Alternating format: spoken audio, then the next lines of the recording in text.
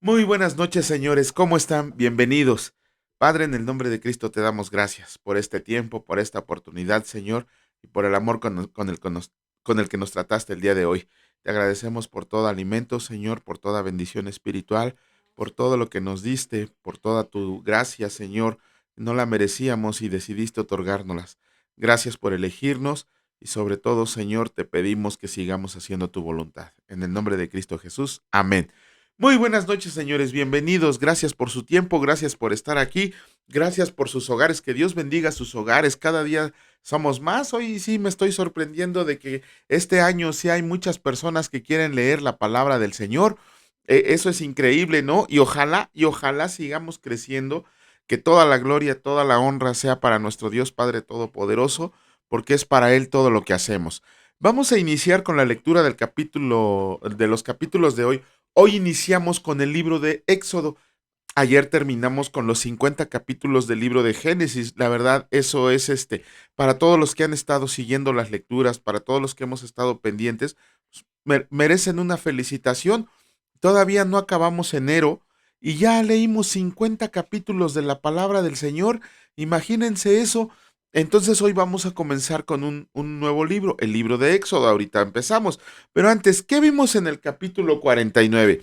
Ok, el capítulo 49 prácticamente Jacob ya está, ya está a punto de fallecer.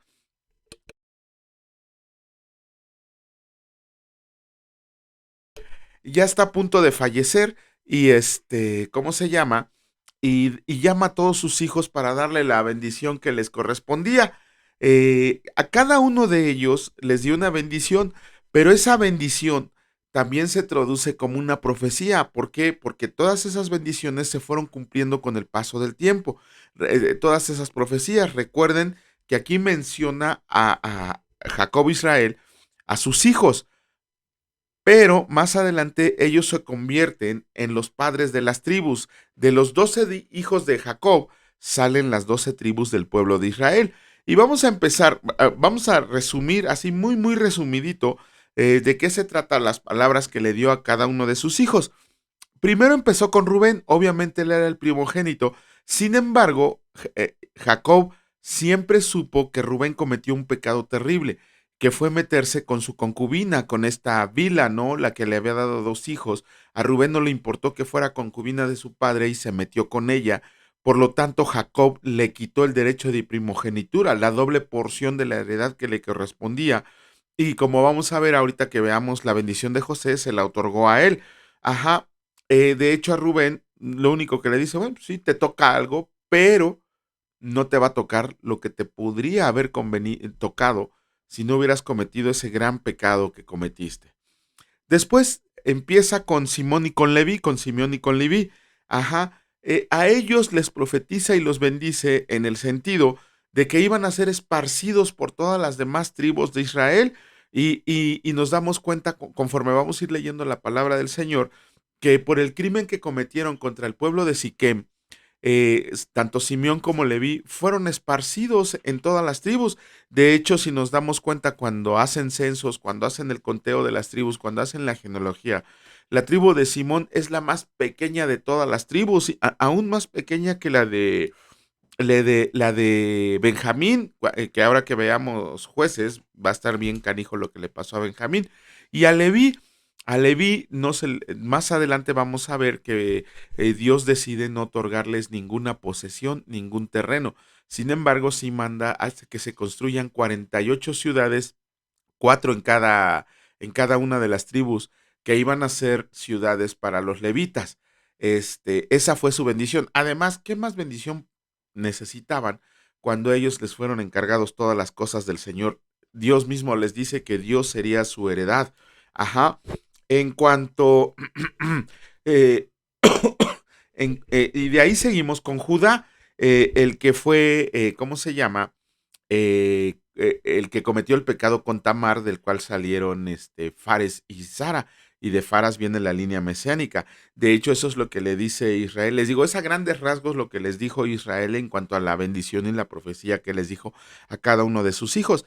De hecho, Judá, aunque gobernaba sobre las tribus, él fue elegido para la llegada de Silo. De hecho, la palabra de Silo tampoco tiene traducción. Hay muchas palabras que su traducción se perdió con el tiempo, pero dicen aquellos que se dedican a estudiar la Biblia y el contexto del lenguaje de la gramática, que Silo sí puede significar el Salvador o el príncipe de paz, pero aquí como Jacob, como Israel lo está manejando, se traduce como el Mesías. En el contexto que lo está manejando, le dice a Judá que él sería la tribu de la cual saldría el Mesías. Después sigue con su hijo Zabulón y a él le dice que gozaría de prosperidad por su comercio marítimo. Hay un pequeñito problemita aquí. El territorio que le tocó a Zabulón no tenía mares ni tenía ríos. Ajá, entonces, ¿por qué le dice eso Jacob a Zabulón si no tenía aguas donde hacer comercio marítimo? Ah, porque esta profecía, esta bendición, se va a convertir en el reino milenial, va a ser realizada en el reino milenial. Después le habla a Isaacar, a Isaacar su hijo, de hecho de Isaacar así como que fue así, no la más pequeña, pero así como, de hecho Jacob la bendice en el sentido de que ellos nunca iban a tener el deseo de pelear por su territorio. Ellos, prácticamente la tribu de Isaacar siempre se subyugó al enemigo, que si los conquistaban los filisteos, Isaacar decía, bueno, si lo conquistaban los amorreos también decían, bueno, cuando llegaron los babilonios, pues yo creo que fueron los primeros en agarrar sus maletas e irse al exilio. De hecho, Isaacar fue una tribu muy, muy pacífica. Viene algo cuando le tocan la bendición y la profecía a Dan. Aquí tenemos que ver algo muy importante, porque de Dan, Jacob dice, se interpreta que se iba a dedicar a juzgar el pueblo. Sin embargo, de esta tribu, cuando leamos el libro primero de Crónicas, de los capítulos 2 al 8, es la genealogía de las 12 tribus de Israel. Y cuando leamos el libro de Apocalipsis en el capítulo 7, versículos del 3 a 8, también nombra a los que iban a los 144,000, los 12,000 que iban a salir de cada tribu. Sin embargo, ni en, ni en el libro de Crónicas, ni en el libro de Apocalipsis se menciona la tribu de Dan. ¿Por qué? Conforme vayamos leyendo, los eruditos bíblicos dicen que es muy probable que de la tribu de Dan salga el anticristo. Ajá, de hecho el anticristo tiene que ser judío conforme a la palabra del Señor, pero todos los comentaristas bíblicos dicen que la omisión de haber sido nombrada tanto en Crónicas como en Apocalipsis y por todo lo que se quedó calladito la tribu de Dan en toda la Biblia, dicen que de ahí, de la tribu de Dan, va a salir el anticristo. Después vamos con la tribu de Gad. Cuando a su hijo Gad, Jacob Israel, le da la bendición y la profecía, le dice, en el territorio donde vas a estar, tú no vas a tener cómo defenderte, no vas a poder hacer murallas para defenderte, no vas a tener sitios donde esconderte. Ajá. Sin embargo, sí le dice, tú vas a pelear siempre exitosamente contra sus enemigos. Imagínense, todos los demás vivían en ciudades fortificadas y el único que no era Gad. Y sin embargo, Jacob les profetiza que ellos siempre iban a salir victoriosos de sus enemigos. Después se dirige a su hijo Aser, al que iba a ser el fundador de la tribu de Aser, y a él le profetiza y lo bendice con que todos sus terrenos iban a ser muy fértiles para la agricultura. De hecho, les dice que todo lo que se echara, todo lo que se cosechara en las tierras de Aser, todo prácticamente iba a ser manjares dignos de un rey. Eso es lo que les dice Jacob. Después, ¿cómo se llama? Viene con Neftalí y este dato me sorprendió y lo voy a tener que investigar bien.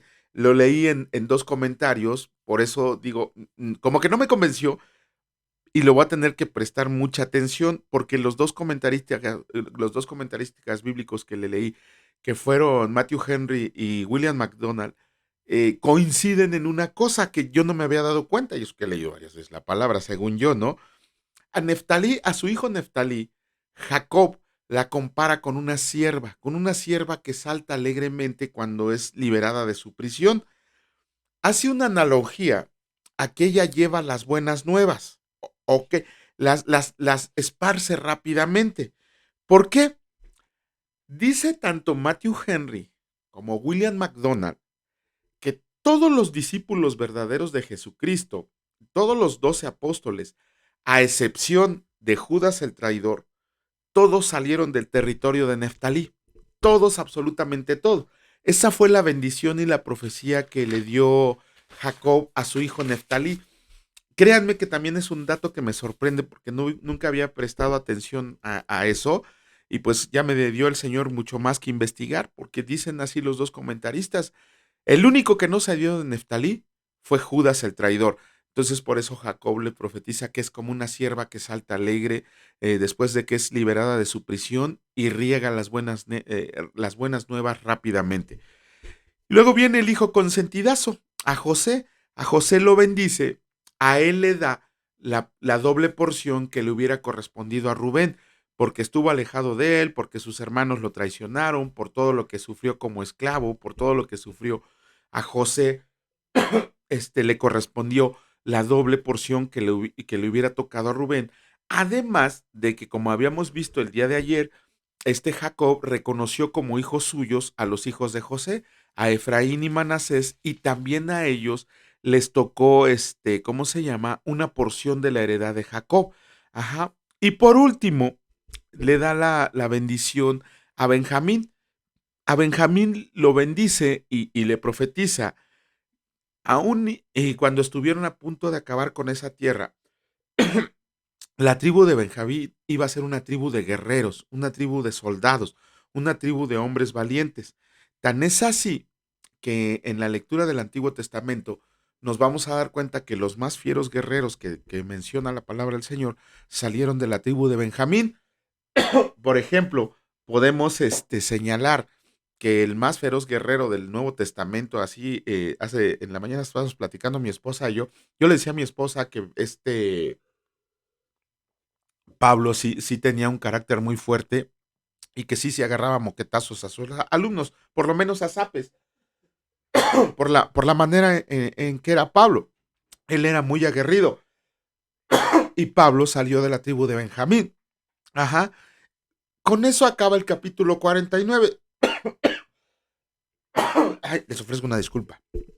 Y comenzamos con el comentario del capítulo 50, el último capítulo del libro de Génesis. ¿Qué pasa ahí? Primero que nada, la muerte de Jacob. Después de haber bendecido a todos sus hijos, Jacob fallece. Dice la palabra del Señor que encogió sus pies y expiró. De esa manera murió Jacob, pero murió rodeado de todos sus hijos, murió abrazándolo José y además en el lecho de su muerte pidió que fuera enterrado con sus antepasados en la cueva de Macpela, lo cual José pidió permiso a Faraón para hacerlo, y de hecho Faraón le dijo que se llevara oficiales y muchas gracias, señor, que se llevara oficiales y hombres e hicieron duelo por 70 días por la muerte de Jacob, ¿no? Ahí mismo, ya cuando enterraron a sus papás, vemos algo que todavía traían en el corazón los hermanos de José. La palabra dice que tuvieron miedo porque a lo mejor José nada más estaba esperando que Jacob se muriera para tomar venganza en contra de sus hermanos por haberlo vendido como esclavos. Sin embargo, José les dice aquellas famosas palabras, ¿no? Ustedes pensaron mal contra mí, pero Dios lo encaminó para bien. Además que le dice que la venganza es del Señor.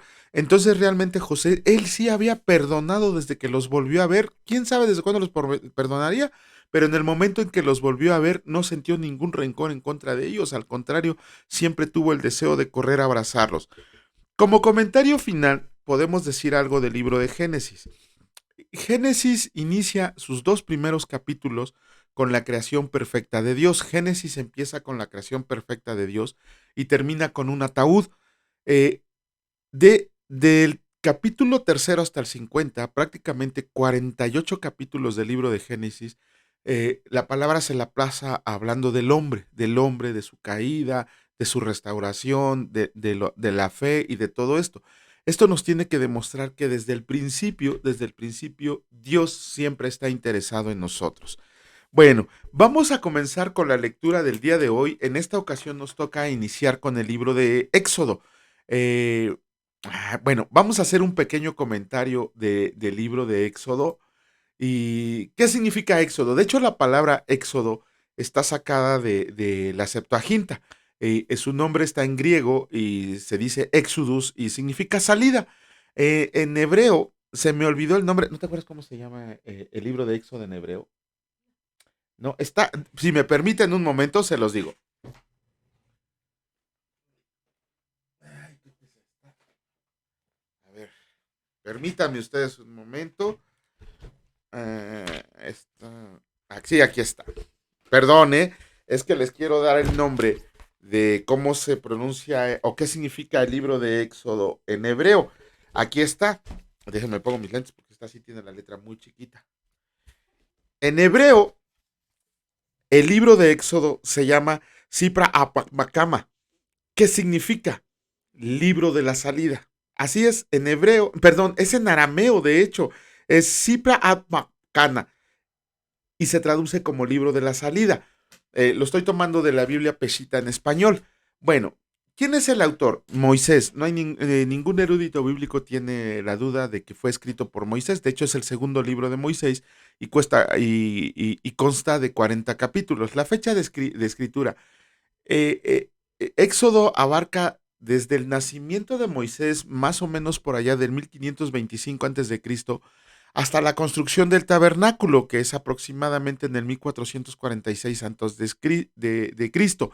La mayoría de los eruditos, ellos calculan que la salida del pueblo de Israel de Egipto ocurrió en el año 1447 antes de Cristo. Pero bueno, ¿cuál es el tema principal del libro de Éxodo?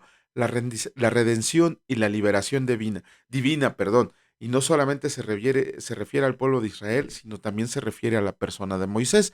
El libro de Éxodo nos vamos a dar cuenta que registra el nacimiento de Israel ya como nación.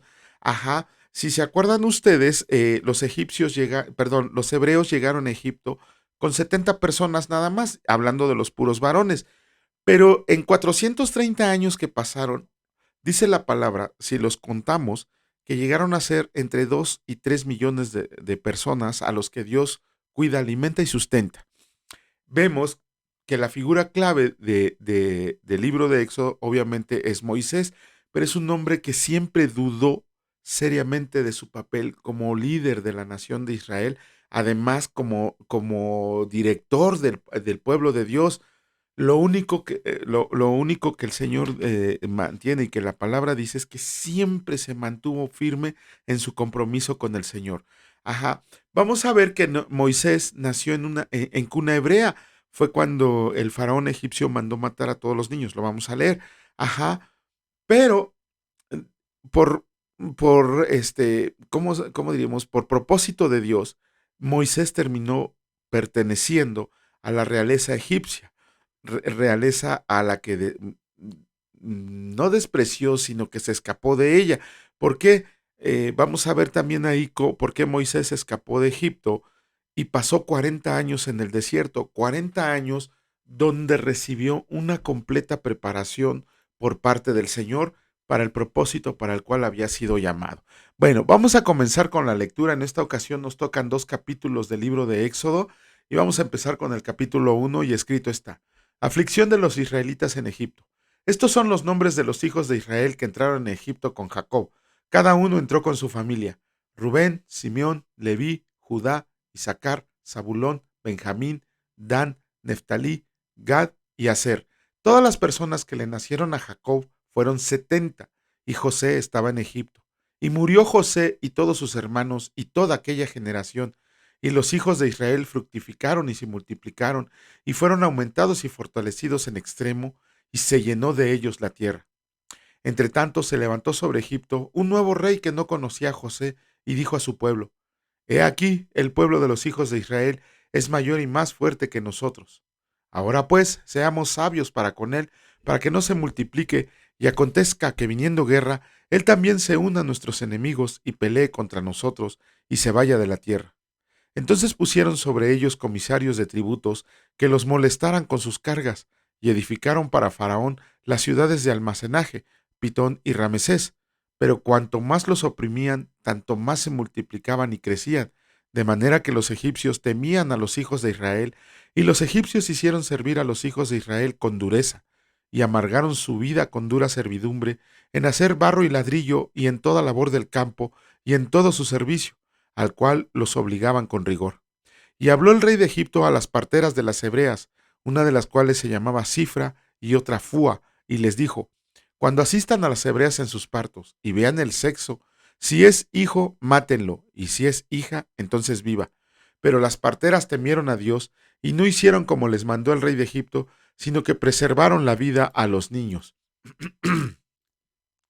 Y el rey de Egipto hizo llamar a las parteras y les dijo: ¿Por qué han hecho esto, que han preservado la vida de los niños? Y las parteras respondieron a Faraón: Porque las mujeres hebreas no son como las egipcias, pues son robustas y dan a luz antes que la partera venga a ellas. Y Dios hizo bien a las parteras, y el pueblo se multiplicó y se fortaleció en gran manera. Y por haber las parteras temido a Dios, él prosperó a sus familias. Entonces Faraón mandó a todo su pueblo diciendo: Echen al río a todo hijo que nazca y a toda hija preserven la vida. Capítulo 2 del libro de Éxodo, escrito está: Nacimiento de Moisés. Un varón de la familia de Leví fue y tomó por mujer a una hija de Leví, la que concibió y dio luz a un hijo. Y viéndole que era hermoso, le tuvo escondido 3 meses, pero no pudiendo ocultarlo más tiempo, tomó una arquilla de juncos y la calafeteó con asfalto y brea, y colocó en ella al niño, y lo puso en un carrizal a la orilla del río. Y una hermana suya se puso a lo lejos para ver lo que acontecería. Y la hija de Faraón descendió a lavarse al río, y paseándose sus doncellas por la ribera del río, vio ella la arquilla en el carrizal, y envió una criada suya que la tomara. Y cuando la abrió, vio al niño, y he aquí que el niño lloraba. Y teniendo compasión de él, dijo: De los niños de los hebreos es este. Entonces su hermana dijo a la hija de Faraón: ¿Iré a llamarte una nodriza de las hebreas para que te críe este niño? Y la hija de Faraón respondió: Ve. Entonces fue la doncella y llamó a la madre del niño, a la cual dijo la hija de Faraón: Lleva a este niño y críamelo, y yo te lo pagaré. Y la mujer tomó al niño y lo crió, y cuando el niño creció, ella lo trajo a la hija de Faraón, la cual lo prohijó, y le puso por nombre Moisés, diciendo: Porque de las aguas lo saqué. Moisés huye de Egipto. En aquellos días sucedió que, crecido ya Moisés, salió a sus hermanos y los vio en sus duras tareas, y observó a uno egipcio que golpeaba a uno de los hebreos, sus hermanos. Entonces miró a todas partes, y viendo que no parecía nadie, mató al egipcio y lo escondió en la arena. Al día siguiente salió y vio a 2 hebreos que reñían. Entonces dijo al que maltrataba al otro: ¿Por qué golpeas a tu prójimo? Y él respondió: ¿Quién te ha puesto a ti por príncipe y juez sobre nosotros? ¿Piensas matarme como mataste al egipcio? Entonces Moisés tuvo miedo y dijo: Ciertamente esto ha sido descubierto. Oyendo Faraón acerca de este hecho, procuró matar a Moisés, pero Moisés huyó delante de Faraón y habitó en la tierra de Madián, y estando sentado junto al pozo, 7 hijas que tenía el sacerdote de Madián vinieron a sacar agua para llenar las pilas y dar de beber a las ovejas de su padre. Mas los pastores vinieron y las echaron de ahí. Entonces Moisés se levantó y las defendió y dio de beber a sus ovejas. Y volviendo ellas a Reuel, su padre, él les dijo: ¿Por qué han venido hoy tan pronto? Ellas respondieron: Un varón egipcio nos defendió de mano de los pastores, y también nos sacó el agua, y dio de beber a las ovejas, y dijo a sus hijas: ¿Dónde está? ¿Por qué han dejado a este hombre? Llámenlo para que coma. Y Moisés convino en morar con aquel varón, y él dio su hija Séfora por mujer a Moisés, y ella le dio a luz un hijo, y él le puso por nombre Gerson, porque dijo: forastero soy en tierra ajena. Aconteció que después de muchos días murió el rey de Egipto, y los hijos de Israel gemían a causa de la servidumbre, y clamaron. Y subió a Dios el clamor de ellos con motivo de su servidumbre, y oyó Dios el gemido de ellos, y se acordó de su pacto con Abraham, Isaac y Jacob, y miró Dios a los hijos de Israel, y los reconoció Dios. Bueno, con eso terminamos la lectura del día de hoy de los capítulos de Éxodo. Mañana estaremos haciendo el comentario pertinente. Si se me olvida en el comentario, desde que murió José hasta estos eventos que leemos de Moisés, habían transcurrido aproximadamente 430 años. Ya mañana haremos el comentario, si me acuerdo. Vamos a comenzar con la lectura del libro de Mateo, del Evangelio de Mateo. Hoy nos toca iniciar con el capítulo 15. Sin embargo, ¿qué leímos ayer? Ayer terminamos el capítulo 14 de los versículos 13 al 36. Hubo algo, yo creo que es algo que siempre nos ha llamado la atención, ver cuando Pedro le pide al Señor Jesús que camine sobre el agua. Vamos a ponernos en contexto de qué es lo que pasó ahí más o menos. Después de alimentar a los 5,000, dice la palabra que Jesús se apartó de los discípulos y se fue a un monte a orar solo.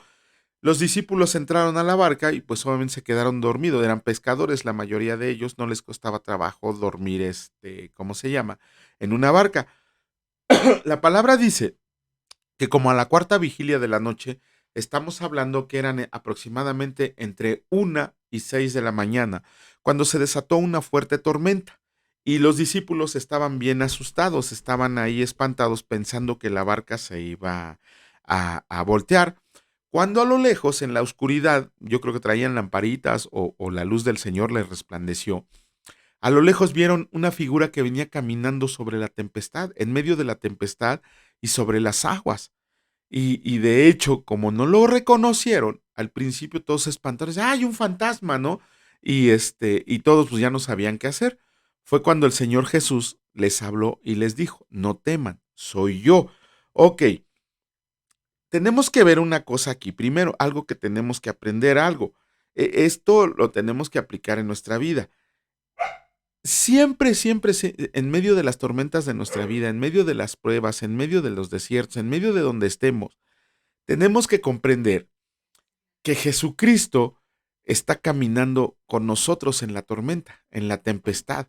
Ajá, Jesucristo está caminando ahí y que además mantiene la tormenta bajo control. Está caminando sobre las olas de la tormenta. Eso nos tiene que enseñar mucho acerca de que el Señor no nos deja solos en ningún momento. Ok, estamos viendo que Jesús venía caminando y uno de sus discípulos, Pedro, el más impetuoso, el más aventado, el que siempre preguntaba, al que siempre regañaban, al que en un versículo lo bendicen totalmente y 5 versículos después le dicen Satanás, es ese gran apóstol que fue Pedro llamado a ser un líder nato. Ya algún día subiremos ese video de la vida de Pedro. Y Pedro, así, mientras que los demás discípulos pues estaban viendo cómo se acercaba a Jesús, Pedro le dice al Señor Jesús, si tú eres Señor, manda que yo camine sobre el agua. Y Jesús le dijo, órale, vente, ¿no? Dice la palabra que Pedro salió y empezó a caminar sobre el agua. Eso habla de la gran fe de Pedro, una gran fe que tenía en el Señor Jesús, sabiendo que todo lo que dijera el Señor Jesús se iba a cumplir. Y Pedro sale y empieza a caminar el agua. Tenemos que notar un hecho y que lo dice la palabra. Pedro primero cuando empezó a caminar en el agua estaba viendo al Señor Jesús, pero también dice la palabra que en eso bajó su vista y fue cuando se empezó a hundir. Ujú. Tan es así que el pobre Pedro, digo, era un pescador, yo no creo que no supiera nadar, sino que estaba en la tempestad y se empieza a hundir y le clama al Señor Jesús, Señor, sálvame, ¿no? Y Jesús viene y le dice, hombre de poca fe. Todos los comentaristas bíblicos que leí, bueno, que nada más fueron 3, dicen que el Señor Jesús no lo regañó porque podría parecerse así, hombre de poca fe, ¿por qué dudaste? No, sino que todos dicen que el Señor Jesús le dijo en un tono misericordioso, ¿por qué dudaste, hombre de poca fe? No, no se lo dice regañando, sino que porque acudió al rescate de él y lo sacó. ¿Esto qué nos enseña? Porque casi todos conocemos ese pasaje, pero casi nunca lo aplicamos a la vida. ¿Cómo aplicamos este pasaje a la vida? Ok, El Señor Jesús está enfrente de nosotros. De hecho, dice un versículo de Filipenses. Se me olvidó, por eso es bueno memorizársela, pero dice que hasta que todos lleguemos ¿cómo dice? Hasta que todos lleguemos a la unidad de la fe, a la medida de la estatura del varón perfecto que es Jesucristo. Ajá, a la medida de la estatura que es, ya está, se me olvidó. A la medida de la, hasta que todos lleguemos a la unidad de la fe, a la plenitud de Cristo, a la medida de la estatura de la plenitud de Cristo, así dice, ya me dio un jalón. Filipenses 1:14. Filipenses 1:14, ahí léanlo, por favor. Jesucristo es nuestra meta. Pablo dice, Jesucristo es mi meta. ¿Qué pasa con nosotros cuando queremos vivir una vida cristiana? Cuando nosotros queremos vivir una vida cristiana y estar siempre bajo la voluntad de Dios, estar siempre caminando en esa santidad a la que hemos sido llamados, nuestra mirada siempre debe de estar puesta en las cosas de Cristo, en las cosas de Dios. Siempre, siempre nuestra mirada debe de estar puesta ahí. No agradar a los hombres, agradar a nuestro Dios Padre Todopoderoso, a vivir una vida como la hubiera vivido Cristo en estos tiempos. Eso es a lo que significa que nosotros veamos la meta como la meta a Jesucristo. Esa es lo que tenemos que hacer. ¿Por qué? Porque también nos enseña la palabra que en cuanto desviamos la mirada de Jesucristo, cuando nos apartamos en ir caminando directo hacia Él, es cuando caemos. Es cuando caemos en la tentación, es cuando caemos en el pecado, es cuando volvemos a caer en el mundo. ¿Ya lo tienes ahí? Ya. Es cuando volvemos a caer en el mundo. Cuando apartamos la mirada de Cristo, es cuando caemos. Nosotros siempre, siempre, no importa la situación en la que estemos, sea una situación buena, sea una situación mala, nuestra mirada siempre debe de estar puesto en Jesucristo. Siempre, siempre debe de estar puesta en Jesucristo. Así como Pedro pudo caminar en el agua mientras tuvo la mirada puesta en Jesucristo, así nosotros vamos a caminar en cualquier tribulación, en cualquier tempestad, en cualquier alegría, en cualquier tristeza, en cualquier duelo, en cualquier danza. Siempre vamos a estar sabiendo que Jesucristo está enfrente de nosotros y que Él tiene control de toda la situación por la que estemos pasando. Cuando nosotros apartamos tantito la mirada, es cuando caemos en la tentación, cuando caemos en el pecado y dejamos de vivir esa vida cristiana a la cual hemos sido llamados. ¿Cómo podemos vivir esa vida cristiana? Fijando los ojos en Jesús, pero siempre con la ayuda del Espíritu Santo. Porque cuando, ¿cómo se llama? Cuando desviamos la mirada de Jesucristo, es cuando perdemos los pies y nos empezamos a hundir. Por eso hay muchas personas que caen y recaen y recaen. Y eso me pasó mucho cuando dábamos clases allá de liberación de adicciones por medio de la palabra de Dios, que muchos de ellos recaían y recaían. ¿Por qué? Porque a mí apartaban la mirada de Jesucristo. Nosotros como discípulos de Jesucristo, como siervos de Jesucristo, como seguidores de Jesucristo, nuestra mirada siempre debe de estar puesta en Jesucristo. ¿Para qué? Para que podamos caminar en medio de la tormenta con fe y sabiendo sobre todo que Jesucristo tiene control de toda situación. Vamos a comenzar con la lectura del capítulo 15 del Evangelio de Mateo. Y escrito está, dice así. Espérenme tantito, acá están. Déjenme leerles el versículo que tanto estuvimos, Efesios 1, perdón, Efesios capítulo 4. Fíjense cómo andaba yo bien perdido, ahorita lo voy a anotar. Sí, pues hasta aquí está, miren, desde la clase de ética cristiana. Dice el versículo, hasta que todos lleguemos a la unidad de la fe y del conocimiento del Hijo de Dios, a un varón perfecto, a la medida de la estatura de la plenitud de Cristo. Fíjense, nada más como soy de olvidadizo al rato.